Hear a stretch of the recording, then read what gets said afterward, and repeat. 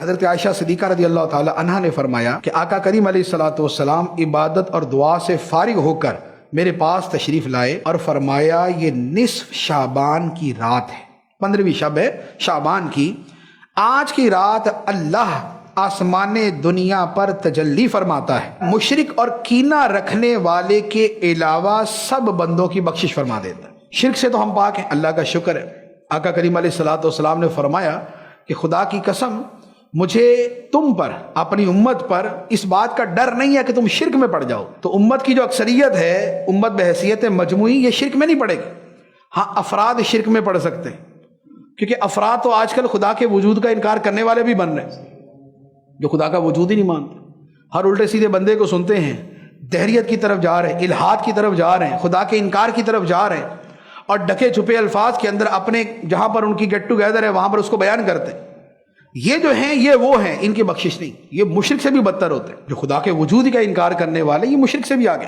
اور دوسرا جس کی بخشش نہیں ہوگی، فرمایا کینہ رکھنے والا، دل میں دشمنی پالنے والا، سادہ الفاظ کے اندر دل میں دشمنی رکھنے والا، دشمنی پالنے والا، اس کی بخشش نہیں ہوتی۔ ہماری تربیت ایسی ہے نہیں کہ ہم اپنے دلوں کے اندر جو ہے وہ دشمنیاں نہ رکھتے ہو۔ ہمارے ساتھ کسی کا مسئلہ نہ ہو تب تو دشمنی نہیں ہے، لیکن اگر کبھی کوئی مسئلہ ہو گیا تو پھر ہم کبھی معاف نہیں کریں گے۔ کچھ اور حدیث مبارکہ بھی ہیں، ان کے اندر مزید افراد ہیں کہ جن کی بخشش نہ ہونے کا فرمایا گیا، جیسے ایک مشرک ہے، شراب کا عادی، ماں باپ کا نافرمان، بدکاری کا عادی، رشتہ توڑنے والا، تصویر بنانے والا اور چغل خور۔ اور بعض کے اندر مزید روایات میں ہے کاہن یعنی نجومی، جادوگر، تکبر کے ساتھ پاجامہ یا تہبند ٹخنوں سے نیچے لٹکانے والا، مسلمان سے بلا وجہ شرعی بغض و کینہ رکھنے والا، یہ سب بھی اس رات مغفرت کی سعادت سے محروم رہتے ہیں۔ ہم تھوڑا سا اپنی ذات کے اعتبار سے غور کر لیں کہ ان میں سے کوئی شے ایسی تو نہیں جو ہمارے اندر پائی جاتی ہو۔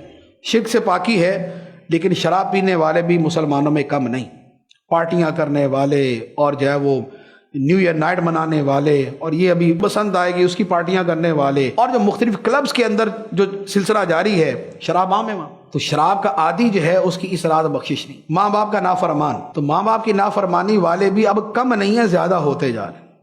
پہلے کی بنسبت جو ماں باپ کا ادب تھا، تعظیم تھی، خدمت تھی، بات ماننی تھی، اس کے اندر کمی آ رہی ہے، نافرمان بڑھتے جا رہے ہیں۔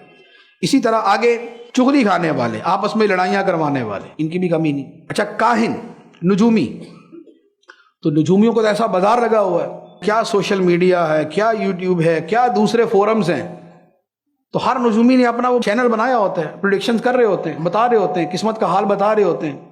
یہ فٹ پاتھ پہ بیٹھنے والوں کا زمانہ تو گزر گیا تقریباً، اب وہ نہیں ہوتے، اب تھوڑا سا ذرا سٹڑ بوٹڑ ہو کے اب اس انداز کے اندر سارا کچھ کر رہے ہوتے ہیں۔ جادوگر، جادو کرنے والا، تو جادو کرنے والے کی بخشش نہیں، لیکن آج کل جادو سے زیادہ مسئلہ جادو کا الزام لگانے کا، کہ ہر تیسرے گھر کے اندر دوسرے پہ یہ الزام ہے اس نے جادو کروایا ہوا، اس نے جادو کروایا، اس نے جادو کروایا۔ تو جادو کروانا بھی حرام، اور بلا ثبوت شرعی جادو کا الزام لگانا بھی حرام۔ تو لہذا نہ جادو ٹونے اور اس طرح کے کاموں میں پڑا جائے، اور نہ ہی بلا وجہ جو ہے وہ اس کے الزامات لگائے جائیں، جس سے پوچھ رہے میں فلاں نے کروایا ہوگا، فلاں نے کروایا، ملتے رہتے، فلاں نے جادو کروایا ہوگا، فلاں ہمارے رشتہ دار نے جادو کروا دیا، فلاں شخص نے جادو کروا دیا۔ جادو کا الزام لگانا بھی حرام ہے، مسلمان پہ الزام تراشی بھی یہ حرام ہے۔